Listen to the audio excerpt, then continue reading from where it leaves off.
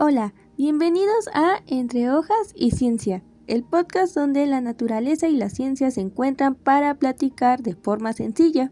Así es, Uri, a veces damos por sentado lo que nos rodea, pero hoy queremos que se detengan un segundo a pensar. ¿Cuándo fue la última vez que vieron una mariposa revoloteando cerca de su ventana?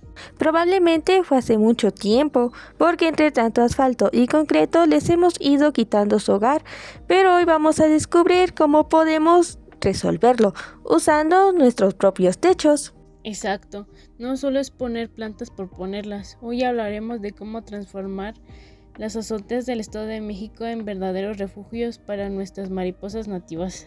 Es por eso que en el episodio de hoy hablaremos de una idea fascinante, cómo los techos verdes pueden convertirse en refugios para las mariposas nativas del Estado de México. Puede parecer algo simple, pero la verdad es que las mariposas cumplen un papel muy importante en los ecosistemas, especialmente en la polinización. Y el problema es que con el crecimiento de las ciudades, muchos de los lugares donde vivían estas especies han desaparecido. Por eso hoy vamos a hablar sobre el urbanismo sustentable. Puede ayudar a recuperar pequeños espacios verdes dentro de las ciudades. Ahora vamos a hacer lo siguiente. Cierren los ojos e imaginen esto. Hace años donde se levanta tu casa o tu oficina, no había concreto, sino un paisaje vivo, cubierto de flores silvestres y lleno del zumbido constante de los insectos. Pero el tiempo pasó y casi sin darnos cuenta, ese gran jardín se transformó en una selva de asfalto. Poco a poco, el verde cedió su lugar al gris. Ah, claro, las mariposas se quedan sin restaurantes donde alimentarse y sin hoteles donde poner sus bebecitos. Aquí es donde entra el urbanismo sustentable, con una idea brillante. Si el espacio abajo ya no alcanza, lo recuperamos arriba. Exacto, los techos verdes no se trata solo de poner pasto en la azotea, sino de crear pequeños oasis en medio de la ciudad, espacios donde la vida pueda volver a abrirse paso. Además de mejorar el ambiente urbano, puede transformarse en pequeños refugios donde las mariposas encuentran alimento y un lugar seguro para vivir. Capítulo 1. Tipos de techos verdes. ¿Te imaginas tener un jardín en el techo de tu casa, pero sin que todos sean iguales? Ahora, antes de subirnos a la azotea hay que saber que no todos los techos verdes son iguales. Dependiendo de cuánto quieras trabajar en ellos, hay tres opciones. En primer lugar tenemos a los extensivos, son los verdaderos todoterreno, ya que llevan una capa de sustrato muy delgada y utilizan plantas resistentes que requieren mínimo de mantenimiento. Son ideales si tienes poco tiempo o si la estructura del edificio no soporta demasiado peso. Son muy comunes porque son ligeros y realmente fáciles de mantener. En segundo lugar tenemos a los techos intensivos, que tienen más profundidad de suelo. Luego están los intensivos, prácticamente un jardín en la azotea, con mayor profundidad de sustrato y espacios para arbustos, incluso plantas más grandes. Son visualmente increíbles, pero también exigen más mantenimiento, agua y cuidado constante. Eso permite que se planten más tipos de plantas, incluso arbustos o pequeños jardines. Aunque claro, también requieren más cuidado y mantenimiento. Y si no te decides, está la opción 3, siendo estos los semi-intensivos, un punto intermedio que ofrece más variedad de plantas que los extensivos, pero sin exigir el nivel de cuidado constante de un jardín intensivo. Es decir, permiten una mayor variedad de plantas que los extensivos, pero sin requerir tanto mantenimiento como los intensivos. Como vimos, existen diferentes tipos de techos verdes que se adaptan a distintas necesidades, por lo que elegir el adecuado dependerá del espacio, el presupuesto y el tipo de mantenimiento que se le pueda realizar. Capítulo 2. Mariposas nativas del Estado de México.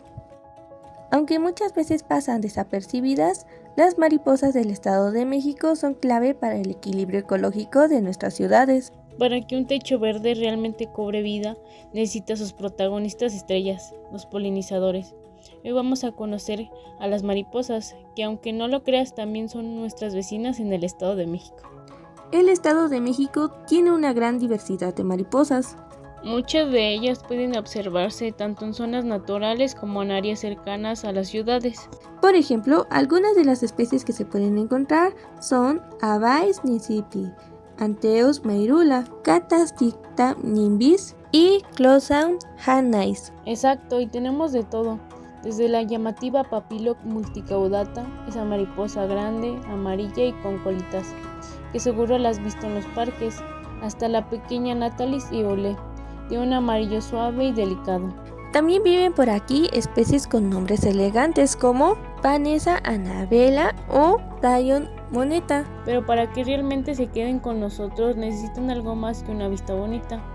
Necesitan plantas específicas que les den alimento y un lugar donde reproducirse. Básicamente buscan un combo completo, flores con néctar para alimentarse y plantas hospederas donde sus orugas puedan crecer seguras. Si logramos darle eso en nuestras azoteas, no solo tendremos un jardín lleno de colores, sino que también estaremos ayudando a conservar la diversidad local y un aleteo a la vez. La gran variedad de mariposas nativas en el Estado de México no solo es un valor estético, sino un indicador de salud de nuestros ecosistemas. Comprender la riqueza de especies como las descritas anteriormente es el primer paso para valorar la biodiversidad local y reconocer la urgencia de preservar los espacios que permiten su existencia en entornos cada vez más urbanizados. Capítulo 3. Plantas hospederas y nectaríferas. Una mariposa no depende de una sola planta, sino de varias que sostienen todo un ciclo de vida. En este apartado analizaremos cómo la implementación de techos verdes y la selección estratégica de plantas nativas actúan como catalizadores para la vitalidad de los ecosistemas locales, transformando áreas grises en corredores biológicos funcionales. Para atraer mariposas a un espacio es muy importante contar con plantas nectaríferas. Estas son plantas que producen néctar, que es la principal fuente de alimento para las mariposas adultas. Algunas plantas que ayudan mucho son la trompellina, la dalia, tronjil, la antana, el cempasúchil o el cosmos. Estas flores no solo son bonitas, también sirven como fuente de energía para las mariposas, ya que les permite volar y mantenerse activas. Pero además existen plantas hospederas que también son muy importantes. Sí, porque en estas plantas las mariposas depositan sus huevos. Cuando nacen las larvas o las orugas empiezan a alimentarse de esas hojas. Por ejemplo, algunas especies utilizan plantas como el mastuerzo, ruda o maracuyá durante esta etapa de su desarrollo. Las larvas pueden comer bastante mientras crecen, por eso es importante que hayan suficientes plantas para sostener todo su ciclo de vida. La suma de las plantas hospederas y nectaríferas constituyen la base de la supervivencia de los polinizadores en la ciudad. La correcta combinación de ambas asegura la continuidad del ciclo de vida de los lepidópteros. No obstante, su éxito final dependerá de la resistencia de las plantas ante un entorno físico y climático, tema que abordaremos en el siguiente capítulo. Capítulo 4. Selección de plantas según el clima. El secreto de un techo verde que dura años no está en cuánto lo riegas, sino en qué pusiste ahí desde el primer día. Muchos fracasan por elegir flores bonitas que no aguantan el clima local. Hoy te revelamos el filtro biológico que separa un proyecto exitoso de un gasto innecesario. Ya sabemos que comen las mariposas, pero ahora viene el reto real. ¿Qué plantas aguantan vivir en una azotea? Porque aceptémoslos. Allá arriba el clima es otro mundo. Así es. En el Estado de México tenemos un clima templado muy rico, pero en una azotea el sol pega directo, el viento sopla más fuerte y el cemento se calienta como un horno. Por eso no podemos poner cualquier planta bonita. Necesitamos plantas guerreras, que aguanten la radiación solar y que no se mueran si un día se nos olvida regarlas un poco. Aquí es donde las plantas nativas sacan la casta. Como ya son de la región, ya saben cómo lidiar con nuestras lluvias y nuestras sequías sin necesidad de tantos mimos o fertilizantes. Básicamente, elegir la planta correcta según el clima es lo que asegura que nuestro techo verde no sea solo un proyecto de una semana, sino un refugio que dure años. Debido a esto, muchas veces se recomiendan plantas nativas o especies que ya estén adaptadas a las condiciones de la región. Estas plantas suelen necesitar menos riego, menos mantenimiento y se adaptan mejor al ambiente urbano. Además, al usar vegetación adecuada al clima, el techo verde puede mantenerse más saludable y funcionar por más tiempo. Y eso ayuda a que estos espacios realmente cumplan su objetivo, crear áreas verdes que aporten beneficios dentro de la ciudad. De este modo, el clima actúa como marco regulador para la selección vegetal. Entender que la adaptación biológica es importante como el valor nectarífero. Permite diseñar espacios verdes que no solo sean estéticos, sino biológicamente funcionales. Capítulo 5. Casos de éxito en México. Muchos piensan que los techos verdes son un lujo europeo o una idea futurista, pero ¿sabías que en medio del asfalto de la Ciudad de México y Ecatepec ya existen oasis vibrantes que están bajo la temperatura de los edificios hoy mismo? Vamos a conocer los proyectos que ya le ganaron la batalla al gris. Ya vimos que la teoría suena increíble, pero ¿realmente funcionan los techos verdes en México? La respuesta es un rotundo sí. De hecho, México es pionero en esto. Si caminas por algunas zonas de la Ciudad de México o incluso Ecatepec, ya puedes ver azoteas que dejaron de ser grises para llenarse de vida.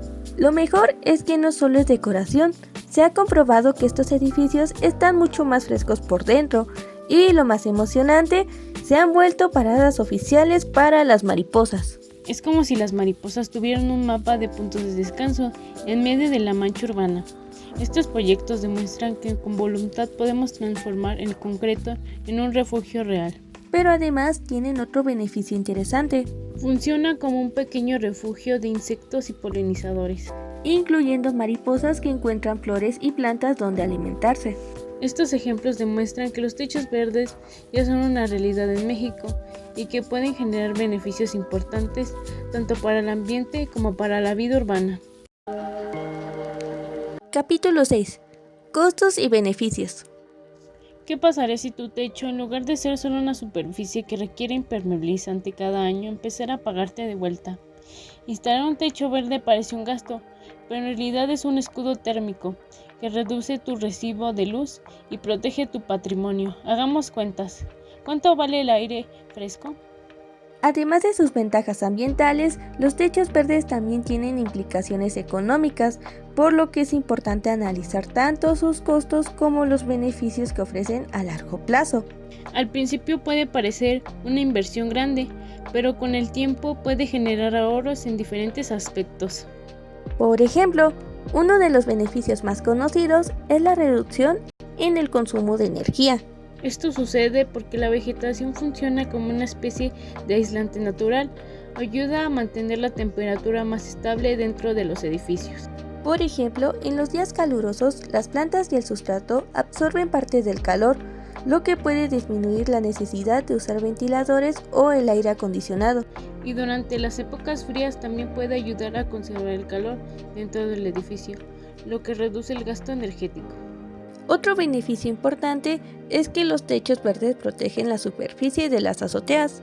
La capa de vegetación y sustrato actúa como una protección frente a la radiación solar, la lluvia y los cambios bruscos de temperatura. Esto puede evitar que los materiales del techo se deterioren tan rápido. Y como consecuencia, la vida útil de la azotea puede aumentar, lo que reduce los gastos de mantenimiento y reparaciones. Además, en algunas ciudades existen programas con incentivos para promover este tipo de proyectos. La idea es fomentar más áreas verdes dentro de las ciudades porque también generan beneficios ambientales y sociales. Por ejemplo, pueden ayudar a reducir la temperatura urbana, mejorar la calidad del aire y crear pequeños espacios para la biodiversidad. Aunque los techos verdes requieren una inversión inicial, los beneficios económicos, ambientales y sociales que ofrecen a largo plazo los convierten en una opción viable y sustentable. Capítulo 7. Limitaciones. Aunque los techos verdes parecen una solución perfecta, también tienen retos que no siempre se ven a simple vista. Es necesario considerar que los techos verdes presentan algunas limitaciones que pueden influir en su implementación. Uno de los principales es el costo de inicio de la instalación, ya que no solo se colocan las plantas. También se necesita una estructura que incluya capas de impermeabilización, drenaje, sustrato y vegetación. Todos estos elementos son necesarios para que el sistema funcione correctamente y no cause daños en la construcción. Otro punto importante es que no todos los edificios están diseñados para soportar el peso adicional de un techo verde. Por eso, antes de instalar uno, normalmente se debe evaluar la resistencia de la estructura del edificio. En algunos casos se pueden hacer adaptaciones, pero eso también puede aumentar el costo del proyecto. Además, en muchos lugares todavía existe falta de información o difusión sobre los beneficios de los techos verdes. Muchas personas no conocen cómo funcionan o piensan que requieren demasiado mantenimiento. Cuando en realidad si se diseña correctamente y se utilizan plantas adecuadas para el clima, el mantenimiento puede ser relativamente bajo. También es importante considerar que estos sistemas necesitan cierto cuidado periódico, como revisar el drenaje o podar algunas plantas. Conclusión. En conclusión, los techos verdes se pueden convertir en una herramienta muy interesante para conservar mariposas nativas en zonas urbanas. A pesar de sus limitaciones, con una buena planificación y mayor difusión, los techos verdes tienen el potencial de convertirse en una solución cada vez más accesible en las ciudades. También ayudan a recuperar un poco de la vegetación que se ha perdido debido al crecimiento de las ciudades. Al incluir plantas adecuadas, estos espacios pueden servir como fuente de alimento y refugio para diferentes especies. Esto demuestra que es posible integrar soluciones sustentables dentro del urbanismo. Y que incluso pequeños espacios verdes pueden tener un impacto positivo en la biodiversidad. Gracias por escucharnos Entre Hojas y Ciencia. Este podcast fue elaborado para la materia de Taller de Divulgación Científica y Educación Ambiental del Tecnológico de Estudios Superiores de Huixquilucan. Realizado por Jiménez Mendoza, Natalie Samantha y Palestino Pérez Udizadain. Hasta la próxima.